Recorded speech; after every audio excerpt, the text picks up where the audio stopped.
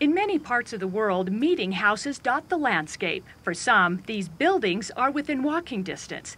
But imagine having to take a bus ride to the airport, then take a 2-hour flight, all for the privilege of taking the sacrament on the Sabbath. Would you do it? We found one faithful member in Kasane, Botswana, who did just that many times, until her faith and persistence brought a house of worship much closer to home.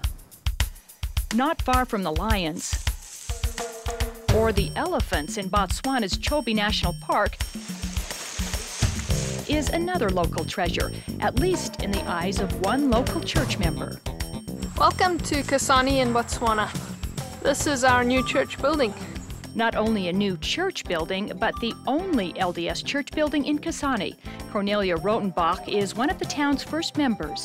I was baptized on the 8th of May 2005. While I was still living in Kasane, I was baptized in the Highlands Harare ward, which is in Zimbabwe. At that time, there was nowhere close for her to attend church, but that didn't stop her from a long and expensive journey to enjoy the blessings of the sacrament. I used to have to leave Kasane at 8 o'clock in the morning to catch a bus. I would then travel an hour and a half to Victoria Falls Airport, where I would then sit and have to wait for 3, 4, maybe 5 hours for the flight to Harare, which is an hour and 3/4. I knew that it was important for me to be able to attend sacrament, to renew those covenants that I made at baptism. But nearly 5 years to the day after her baptism, Cornelia's long journey would come to an end. After finding a few other members in the area, they received permission from the church to form a group, which is even smaller than a branch. The first building that we met in was a humble home.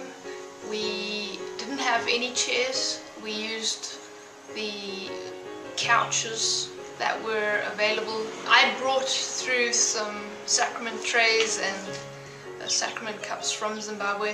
When we opened the sacrament trays and the cups, it was almost as though it was Christmas Day and we were opening up presents, sacred presents, and there were only 5 of us. That 5 Today is a momentous day. has now turned into 25. Good morning, world. Happy Sabbath.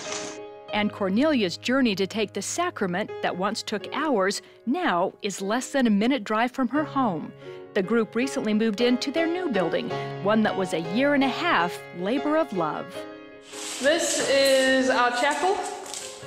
On the day that we're moving in, everybody's been in. You can see the floors are sparkling.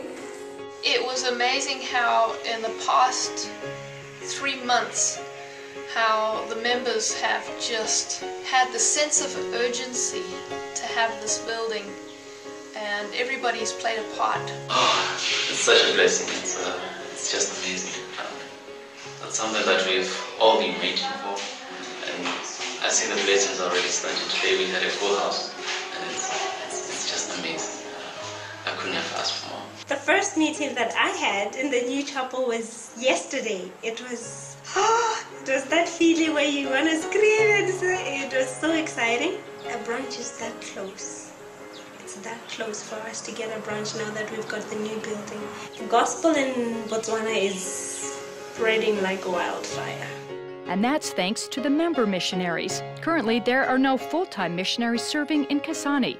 Cornelia hopes one day missionaries will be sent to her area and that an even bigger building will be needed to hold all the people.